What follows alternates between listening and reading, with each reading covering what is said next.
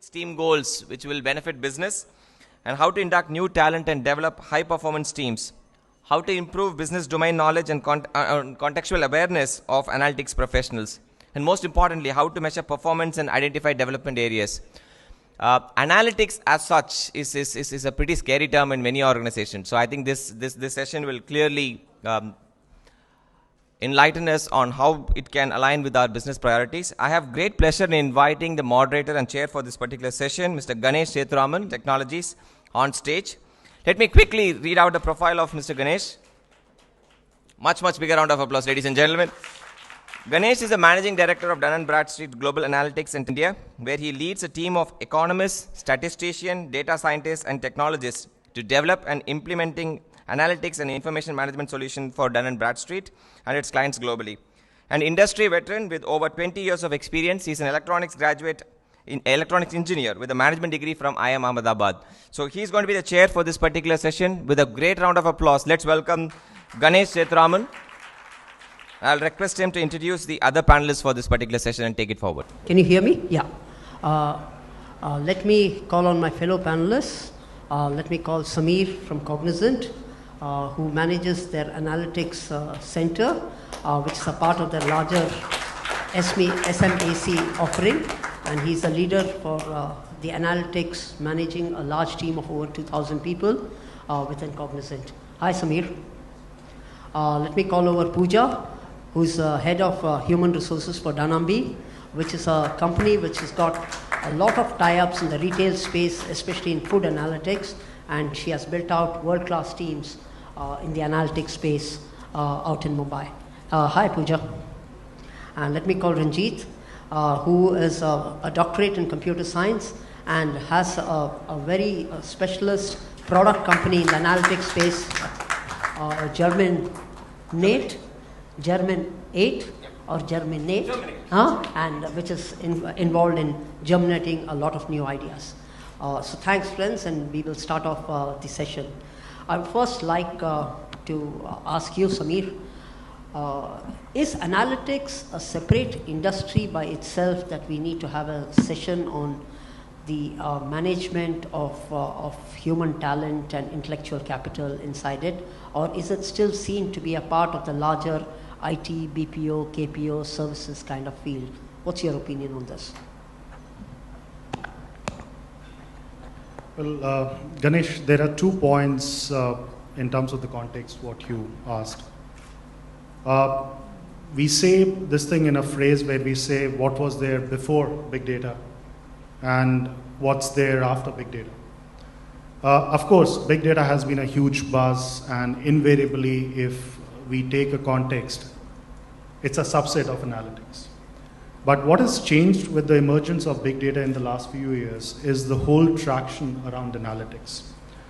From a time where it used to be an MIS in the organizations to ERP, to business intelligence, data warehousing, to analytics. And now what we say more of prescriptive kind of analytics. The genres over the last few years has been very tremendous, which means that when we associate today disruption in IT model, analytics forms the whole, I would say, prime in terms of that game changer. And also in terms of when we say the whole practice of analytics, it's a different spectrum altogether. We are not talking about here technology, we are not talking about here tools, we are talking about science, the art of possible, we talk about mathematics, economics. Now, how do you get that amalgamation of talent? How do you synthesize that when a client is looking in terms of a specific detailing out of recommendations, or as we call it in our parlance, insights, is something which is very, very different. And to your point, or rather to your question, I think that's where over the last few years, analytics has become a forefront in terms of what we say that wherever there is a data, analytics can actually be, what we say, the analytics can come in. It's pervasive today. The whole, if we take the spectrum and the genres of analytics, essentially is becoming to my point, a very broad and complex industry. We talk about end-to-end analytics across verticals, even the verticals, which we haven't heard, like the manufacturing, utility, transport, they're using analytics, defense, aviation, they're using analytics big time. Now, when we look from a human talent perspective, the challenge it throws, how do you create that pool of talent where analytics can become pervasive? That's where I leave the thought with. Thanks, Samir. So from you, I understand that it's a new industry, which is fast gaining traction and becoming pervasive. So from Ranjit, I want to find out, what is it that differentiates the delivery of analytics and analytical capabilities to the clients from other traditional services industries, so that we can have a benchmark on whether there's a difference in management or not? Well, I think let's get to some numbers. I was reading a recommendation report by a company, InfoChims. They mentioned that 55% of the analytics projects and big data projects are aborted. And there's also a report where, on the talent side, where you see that the number one factor in terms of attrition in analytics companies, the resource getting bored. Now, these are very oxymoronish, if you look, where we are saying that, okay, we are getting the best of the talent and giving them those opportunities in terms of looking what they can do. But the projects are getting aborted and the attrition is always a concern. Now that's where, when we look at the root cause, we always say that there are two significant challenges which has been found leading to what we say this particular situation of predicament. One, most of the managers in analytics on the service delivery side do not provide that insights what clients are looking through the data. It's more of a report, it's more of a kind of a dashboard of KPI. The whole essence of a recommendation on the business impact is not there. And the second piece, which is often heard by the clients, is the business context or the business flavor, the domain flavor is missing.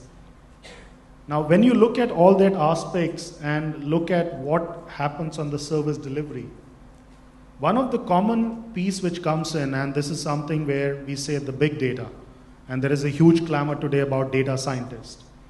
Now, data scientists, if we go by the definition of the data throughout and ensuring that he synthesizes, gleans, manages the whole data, that's a mutually exclusive set of people.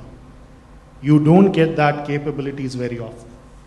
And I think that's where the whole differentiation in terms of what analytics industry from a talent side should be doing throws a different challenge altogether. So I'll pass this description of people to you, Ranjit.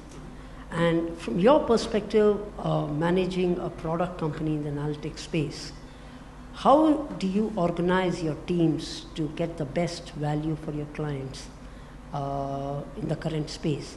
And what are some of the thought processes behind such deliveries?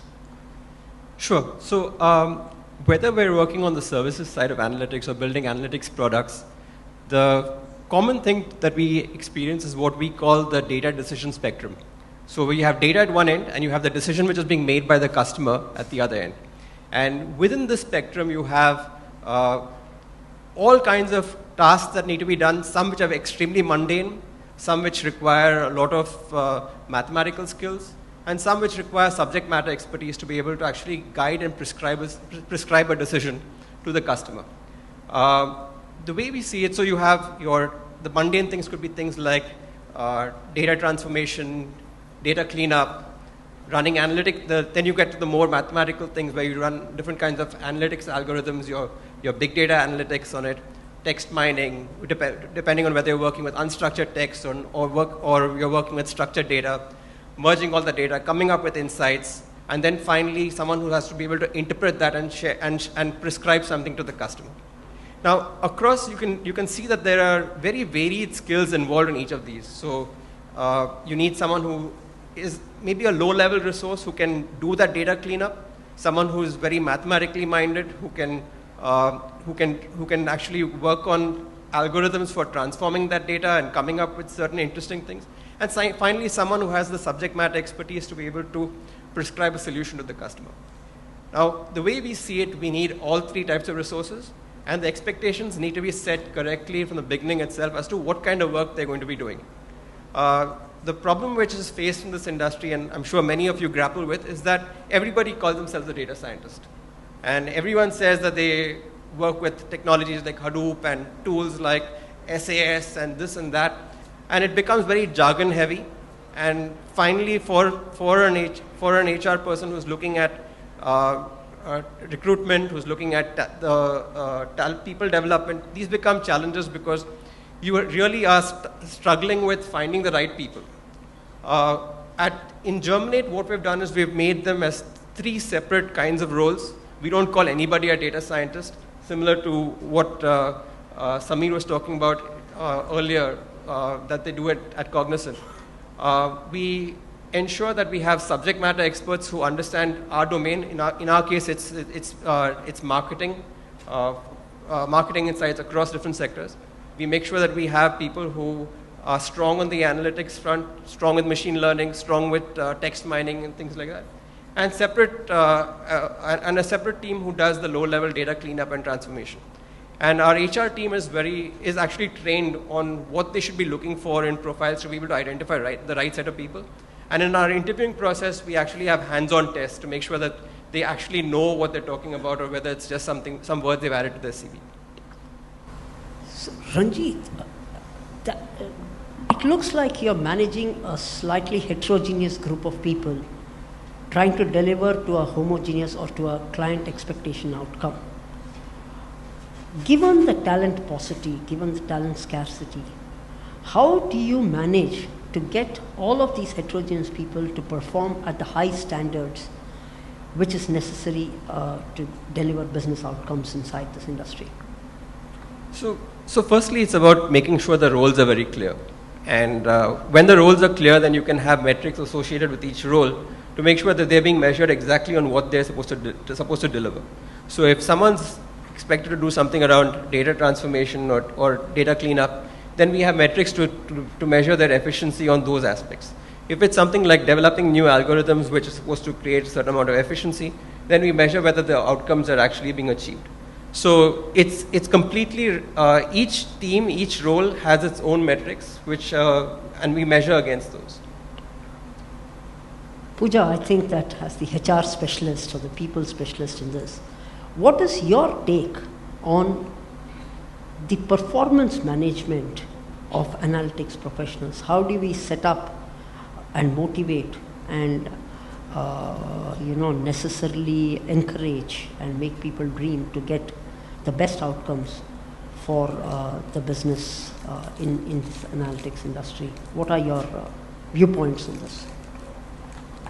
I think I'll start by saying I'm surrounded by only business folks, so it's even more pressure, given the fact that I'm the only HR person sitting on the panel. But having said that, I guess I'd like to take it in two parts, and I'll build on what Samir and Ranjit have already said, and talk about, when we're talking about a talent pool right now, at this juncture of the economy, we're not actually selling a dream of being in analytics because it's already a dream job. Everybody wants to be in the analytics industry. So the job is already there. Now, I think what lies beneath is where the issue is, where people don't really, grasp as to what the work content really looks like. Where is the energy going to be invested? Only in innovating it for the client, or it is also going to be in a repetitive activity or a reporting activity, or just generating summary tables for the client? And these are two spectrums of decision making that really come into the picture. And when Ranjit said, there will be these layers of folks who will be generating different value proposition, and finally it ends up into a decision making level. I guess where the attraction really lies in, and that's what Danambi has been able to do in the last 2-3 years really, really well, because I guess when we started off, it was great, analytics was the in thing to do, all fine. I think there is no layering in Danambi, so to speak. Everyone has the ability to innovate at any stage with a client and generate that level of value proposition for the client. And when you're hiring the talent, I think that becomes a critical part. When you're hiring talent, it's not only whether the person has technical skills or the person has skills for stats, and there has to be a third element, which is a culture fit, right? For me to be able to ensure that there is sustainable growth in the organization. Now, if we're supposed to keep weaving all the three aspects, I think it's very difficult to get the combination of the three. So primary has to be your culture fit. So you're able to first get the folk in and ensure the sustainability of the person to survive in the organization and do really well. The second is the value proposition in the work content. Now, if I don't have a technical skill, then what can the organization do and help to hone the technical skill? And if I don't have the stat skill, then what can the organization do to hone and grow the stat skill? So what we would look at the hiring stage for the talent is which one is trainable, right? And in most situations, we figured that a programming aptitude exists and it can be trainable. But for us to have a storytelling ability, like you said, when you actually reach the client, there is a storytelling ability. And the client should be saying, when you do all the work with my data, you know more of my organization than I do. That's exactly where we want to head with the client. And therefore, the client is going to soak in all the change strategies that you would give the client and soak in the recommendation. So what we would do is we would go through the hiring and ensure that we have identified trainable resources to get in. So either they come with a combination of technologies, and thanks to great companies that would be doing that, so either we would get that, or we have built in our own academy for training technical skills with the programming aptitude. So you're not compromising on talent, you're just honing on talent, and that's an attraction and a value proposition. Folks want to move into the analytics space. Now the big challenge that organizations face is, like Ranjit mentioned, it's reporting, you would generate a result and all of that. But I think the big ticket question that comes from a client is, so what? You created this, you created an insight for me, now so what? What do I do with it? And that's where the talent can make a difference. That's where innovation makes a difference. That's where the storytelling ability makes a difference, to be able to help the client understand that this is either going to impact your bottom line, or is it going to up your sales by a certain percentage, where the redemption rate is going, and so on and so forth. So I guess if we look, it's a holistic approach. And performance shouldn't be straitjacketed. You have a certain level that's performing, and therefore you have a certain measure for that level. What we believe at Danambi, that measure runs across the organization, and everyone's invited to innovate. So you could be a grad who's just joined the organization, and it's live in Danambi so far that grads who've joined the organization have so far reached the clients in their first year, right? And we've not shielded them from the clients. So that gives them the level of exposure and the consistency of owning the talent. And thankfully, when all of this value proposition starts to play in enjoyability of the work content, then there's less mind share in what I need to do next, but more mind share in what more can I do for the client, what more can I do in the space of innovation. And innovation cannot happen with an innovation Friday, so to speak. It just happens on the desk. It's like a bulb that comes up, and folks start to do it with the work that they have. I think the space that the employees really need to be able to take it to the T, whether it gets aborted at the client stage or not, I think that's a healthy acceptance of it not working and failure being an option. So I guess that's where we're able to generate that value proposition for the talent. Perfect. I just love this. I love the conversation. We have reached to the ideal analytics professional who knows their business, who's a great communicator, who knows mathematical tools, who is also very good in technology, and who also knows how to embed it in a process. Samir, is this possible? Do we get guys like this? I think it's something what you missed, Ganesh, what I captured from Pooja, that the analytics professional has to be a great storyteller. Now, let's look at this. India produces about 3,000 odd PhDs and some few millions graduates. Now, for anyone out here in this room where analytics is getting germinated, created, ramped up, augmented as a practice or as a business, let's face as a business reality. You can't get PhDs, IDIM guys every now and then in your stream of talent. And if it's so lopsided in terms of IDIMs, after a few months you will realize the only thing they're talking outside of analytics is the ranking.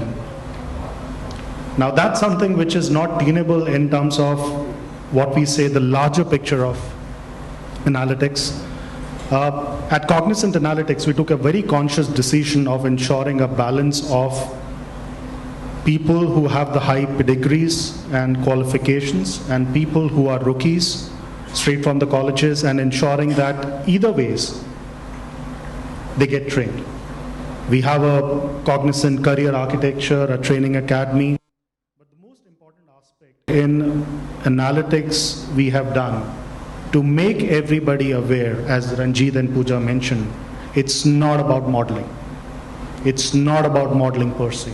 There are 3 stages of analytics: the data management layer, the data modeling layer, and the visualization layer, which is the key and the byproduct of any normal executive looking as, okay, this is the report where the whole recommendation has come in.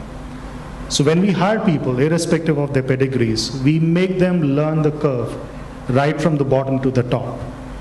None of the guys make the cut to the modeling from day one. And it's a given fact in any organization, only 20% of the analytics professionals are modelers. Not everybody can do modeling because that's not something which is associated with. Now that's where, when we analyze the combination of the people, whether it's the domain guys or the guys who are doing the modeling or the guys who are from the business, there are 2 critical skill sets which is very important. One, in analytics, we do not ignore individual contributors. In IT, in BPO side, teamwork is very, very highly emphasized. In analytics, we promote teamwork, we also promote individual contributors. Invariably, it means that the guy who's what we say a quant guy coding can create a multi-million-dollar impact for the organization, as Pooja and Rajiv mentioned. And that guy need a separate piece of what I say training, mentoring and coaching, and a career path. There are guys who are doing the projects. There are project managers in analytics who are doing the project. So each and every spectrum of this particular requires a different treatment in terms of the career progression. And with the aspect which leads to your point, Ganesh, in terms of are these guys really there? I would say there has to be a high sense of cross-pollination from one stream to another.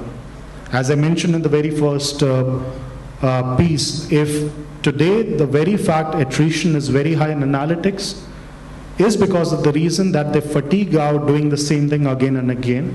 And if we look at the genre of the people who are there in analytics by choice, they need a change from one project to another, because here is a classic beauty of analytics is every project differ from one to another. You cannot identify one project and say, hey, I can do with the same kind of a style. So that's where I think those differentiation, those pieces around what we say a game-changing aspect is essential. A great point, Samir. You know, so just Pooja, just I'd like a perceive from you. You know, from what I hear from Samir, is in analytics there is a preponderance of innovation. There's a preponderance of thought processes, as opposed, because of the very nature of the work, as opposed to a standard process, standard methodologies. and which essentially means that a fostering of independent thinking, of human values in that sense. How does this one manage this while one is scaling up the value chain? How does this one manage this when one is scaling up the value chain? I mean, a small company can really manage it with 10 people. How do we take it once we are 100 people? How do we take it once we are 1,000 people? And so on and so forth. Can you give some ideas, some thought processes? Is there any work in this direction which you have come across? I think that's one of the toughest questions to be able to answer in the India context, honestly. And I'll kind of take a step back to say why is the toughest situation right now in India is, if you ask a person in, let's say, EMEA or the US and say, what does your child do? My child is an individual contributor, is a genius, right? But in India, if you were to ask a parent to really take pride, my child's a manager, right? And that becomes a difficult proposition for us to sell, to say you be an individual contributor and be a genius to the organization to be able to sell what the organization really wants. And that's where our energies will be engaged in. I guess some of the things that we really want to do as an organization, and it's still in our working phases, you have a value proposition and you have your core sets of values that the organization uses for your culture fit. So your culture fit says that you have to work in teams, you have to be passionate about work, you have to be curious, because in the analytics industry, if you're not curious, then you're just doing the same thing again and again, and there's less of innovation. And you need to be courageous enough to challenge your client to be able to say, what you've been doing is worthless, and what I'm suggesting is the best path for you forward, right? And so these are your core values. But your core value says collaboration at the end of the day, and it also says individual contributor, and that's where, we want you to get your mind space and all of that. I guess, what we've been trying to do so far is to have the freedom of approach to be able to deliver, to have the freedom to do your own thing, to have the freedom not to get too straitjacketed into rules and policies, but to be bound by value system of the organization. So when I say collaboration shouldn't only mean for me to be able to do my own thing and start collaborating because I'm dependent on the other person. But the collaboration would also mean how healthy you are in an organization where you can share, transmit that energy, help everyone in a way, do your right sessions of brainstorm if you're getting stuck somewhere and you're doing all of that. But at the end of the day, you're accountable for what you deliver, and that drives your individualness into the contribution of work.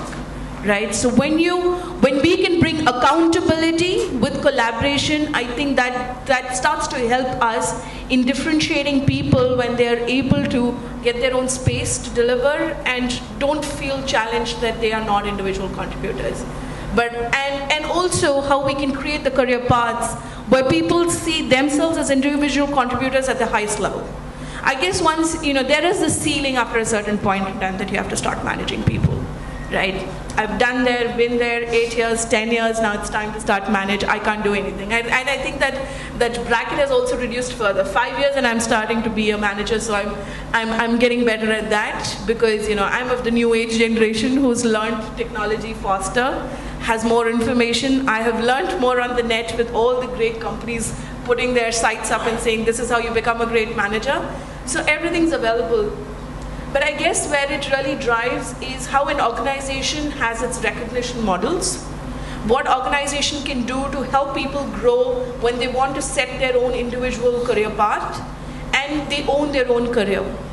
So one of the things that we found is managers want to roll up their sleeves and do analytics because they're tired of doing people management now. They don't want to do people management anymore. So an element which we were always trying to bring into the managers that, you have to roll up your sleeves, you have to sit with your team and do it, which was like a 30,000 feet effort.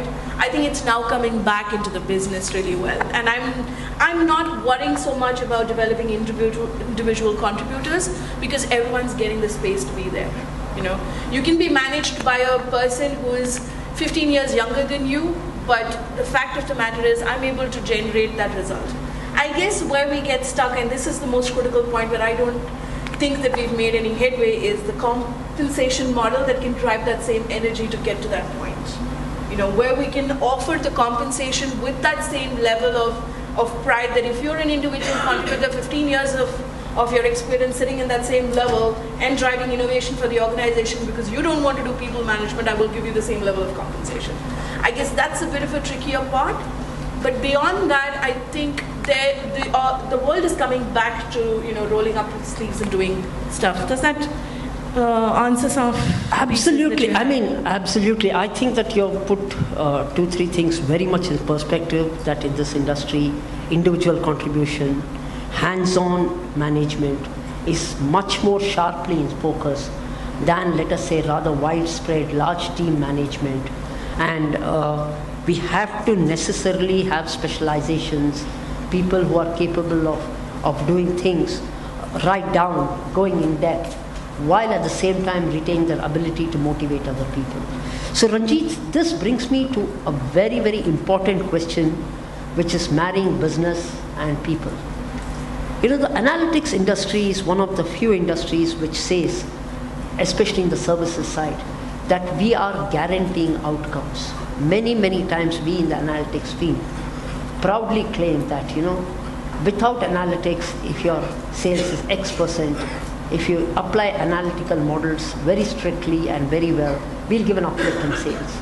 This is a marvelous business outcome. Business guys are very, very excited. World over, this is the pitch we are making. How does that relate? And how do you make that relate in your organization or in your world to the way you manage, organize, motivate, compensate, manage, train, learn teams? So that's a great question.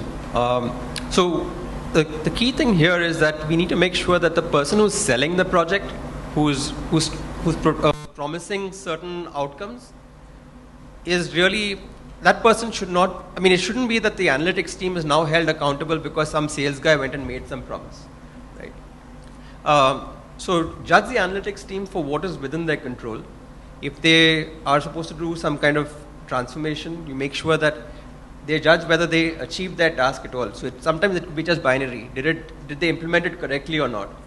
Sometimes it's about the quality of that implementation. The first thing I think you really need to make sure is that your sales team isn't going and over-promising. If you're going to have talk about certain numbers, you make sure that the expectation is set correctly at the customer end, that these numbers are, so first of all, make sure the numbers are conservative numbers and you're not over-promising. Secondly, recognition that there are a lot of external factors, that just because I did this one analytics solution, you're not going to get the outcomes that you expect. Because there are a lot of things that your competitors are doing, there are things that are changing in the market, and the kind of uptake increases that we're promising are not guaranteed. If you're going to now then have a sales team which goes and promises something to the customer without having checked whether it's possible at all, then you're going to get into a situation where you're going to blame your analytics team for not having delivered on something where they had no role to play in whether that is possible or not. So I think it's important to be able to separate the two and make sure that any commitments made to the customer are actually based on something that's actually deliverable. Great. So let me just summarize before I can ask for questions. I think the key point which the panel feels is analytics has started to take the shape of an industry of its own. It has certain very specific dynamics and characteristics, large amount of individual contribution, high expectations from individuals in terms of skill sets, especially multifaceted skill sets, high onus on companies to make a very, very different kind of performance management model and a learning and development model, encourage cross-pollination, encourage mobility between projects, keep people intellectually curious, intellectually active, make sure that business outcomes are rightly sized towards delivery capabilities, and make sure that the HR processes, especially in terms of compensation, especially in terms of career progression, are very much in line with, are not benchmarked to an IT, a BPO, or even a KPO industry, but make a unique set which values innovation, which values individual thinking. I think Samir said that a single guy can make difference of many $1 million. So individual thinking, much more than potentially process orientation, while at the same time making sure that everybody is pulling in the same direction. Have I summarized most of the points, or sorry if I missed one or two? Well, I think, Ganesh, one of the point, and this relates to the last question you had, and Ranjit mentioned the business outcome piece. I have a different view on this. I think analytics as an industry will gain very, very effectively if we can create, and this is again something what I would say, the talent teams and the analytics teams sitting together, the model around incentivizing business outcomes. It's fine to blame sales, but at the end of the day, also the challenge is only 1 out of 8 models get implemented in the market, which creates an outcome. Now, there is an equivalent amount of effort which goes into making those 8 models, which means the project delays could accrue if the analytics professional doesn't understand the end-to-end aspect of business and the model. Now, that's where if the outcomes, and it's very much proven that, be it the target story about analytics or the banks gaining so much by using analytics, and even the e-tailing or the e-commerce companies gaining significantly in terms of analytics. It's a proven fact that analytics is giving business outcomes. And that's also a proven fact that the talent at the end of the day, when they look, hey, my model got implemented, did I gain anything? Well, the company got millions out of that. I think if that's something, and I know it's a very utopian situation, but if that's something which happens, that's where I would say the whole propensity of the longevity in terms of an associate sticking to an organization, and the maturity in terms of analytics will come to the fore. Samir, I think it's a magnificent point. It's an awesome point you have made. The fact of the matter remains is great analytical models completely change business fortunes. I don't think we should have any doubt. I was in a Middle East banking conference. You know, banks which have implemented analytical models have seen a 52% reduction in their delinquencies as opposed to banks which haven't. And this is a nascent market. You can easily benchmark those. 10 banks have implemented, 10 haven't. This is a great thing. And you're absolutely right, and I think Pooja also mentioned it, fairly lightly in her conversation. We have to link compensation to such successful business outcomes. And not only compensation alone, of course, but also career path, also client front-ending, also learning, development, so that people can understand that this is the business outcome that we are offering CXOs out there in the world. And our people have to be completely oriented towards meeting such outcomes. I think it's an awesome point. I think with that, we will open it for questions and from various people. Much as I would like to come down.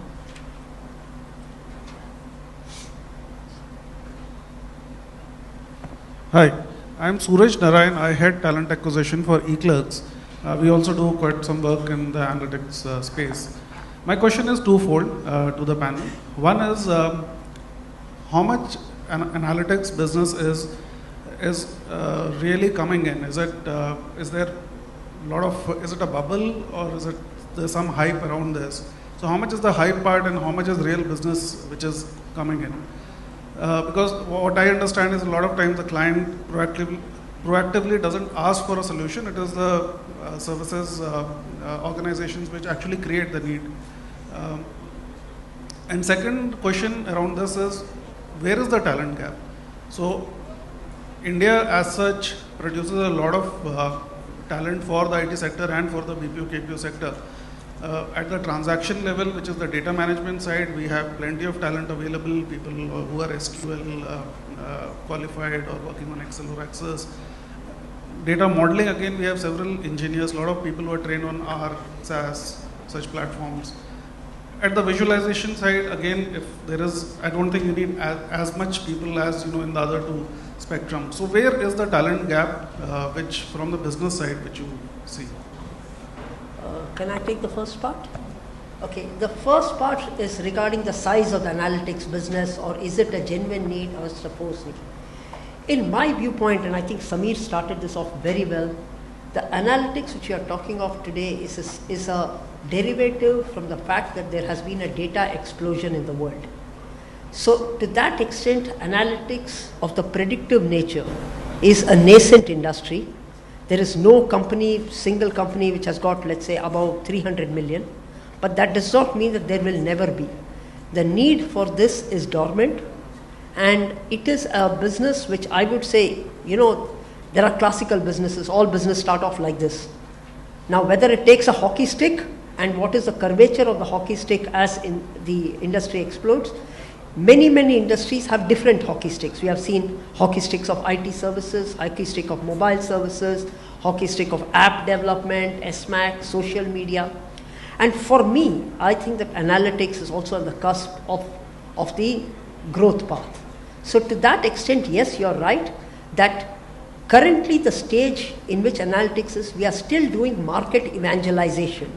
We on one side of analytics are still proving to business, and which is where the business outcome part comes, proving to business that by using it effectively and efficiently, you can see a lot of lift in business outcomes. And that's where it is, and I would like to keep my answer at that. And for the second part, anybody else can pick it up from my... I think I'll just take it briefly. I think we have another panel waiting. So from a talent gap perspective, I think there is no doubt that India has enough talent in compartments, right? But when we look at the combination of that and then fit it into the organizational culture, that's where the trip happens. Now, when I did make a point earlier that it says some part of it is trainable and some part of it is not, to what extent it is trainable, what is the scale of the organization to be able to deliver to that trainable resource and ensure you can be up and ready and delivering to the client within 60 days. And to what extent do you want all your resources or all your team members to be able to deliver to the client from day one, or do you want them to do it, after a certain point in time? So I guess all of that, when you put in together, then starts to come up the isolations of talent gap, wherein you're not able to either get them to the curiosity point that the organization is looking for, which is, for example, if I just give an example of Dhanambi, curiosity is a very big value that you want to use in the organization. Now, if there's a great person who can do great coding, great presentation of data and storytelling, but only when you go and ask the individual to do it, I don't think that's what the organization is looking for. The organization looking for a self-starter, self-committed person who can do it. So when you start to do your screenings and talent screenings, that's where you start to worry about, if I really take this great resource, what am I going to do? How high maintenance is the resource going to be for me?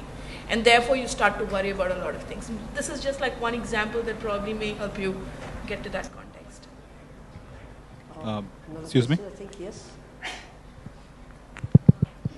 Hello? Okay. No, the lady there, she's... Oh, sorry. sorry. Hi, this is Meenakshi from Blue Star Infotech Limited at Bangalore. I lead the HR initiatives there. I have a question. It's like in a typical software environment, software development company, or testing, maintenance, etc. You have certain steps or processes which are the make or the break processes. Requirements gathering as one of the key areas. So likewise, and then of course the recruitment, understanding the recruitment needs for key roles in that project. Like, I'm sure there are some other also development areas. Likewise, for analytics, what do you think are the key process areas which really need to be focused on, other than these typically which exist in the SDLC environment? This is, there must be something which is also, like you said, the focus on people development, on being great orators. So focus on that as well. That is one aspect. Are there any more of these which the HR fraternity should really be looking at, or the recruitment professionals should be looking at? So I think if you talk about the single piece which results in analytics projects being failures or successes, apart from the organizational readiness of the client side to actually do something about their analytics, the second biggest factor is really whether you got the problem definition correct. So if you're talking about an HR piece where you need a special focus, it is on finding that talent who can sit with the customer, understand the problem, make sure that they've got the problem definition correct that they're trying to solve, and can actually get the customer buy-in to say, yeah, we're solving the right problem. Because after that, if you've got the problem definition correct, then chances are with different types of modeling approaches, you probably come up with a solution which is actually implementable. I think, honestly, there is no set process in analytics today. I'll be mincing no words out here. It's an industry which is still maturing. It's still getting those growth pangs in terms of what it can do.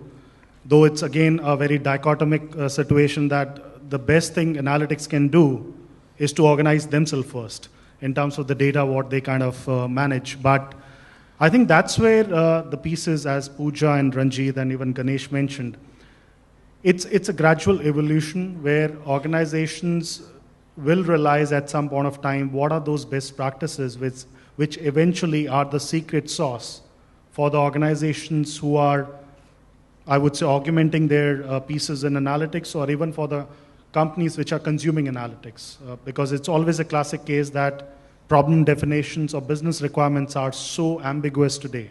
Given the changing and the vagaries of the business, there is no set process which you can do to manage analytics. And as we mentioned that, it's a practice which is very different. I mean, let's not, try to compare this thing with the normal traditional IT or the BPM industries. It's a very different kind of an industry, and when an industry is different, it's trying to evolve, the nuances are also very different. I'm sure maybe the next time we meet, we'll have a better kind of an answer to that. NASSCOM should also change its name at some point in time from software and include analytics. Okay, if you didn't hear what Ganesh is saying, he's suggesting NASSCOM should change its name. So on that note, thank you very much, panelists. Let's give them a big round of applause, ladies and gentlemen, for the wonderful insight. May I request Ganesh to present a memento to Pooja.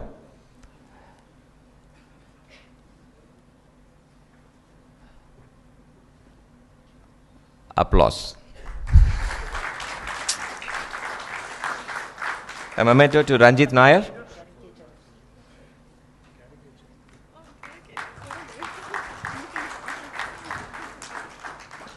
And to Mr. Samir. Yeah.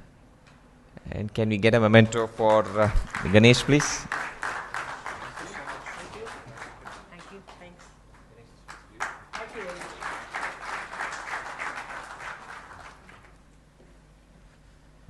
Thank you, panelists. We'll take a quick group pic.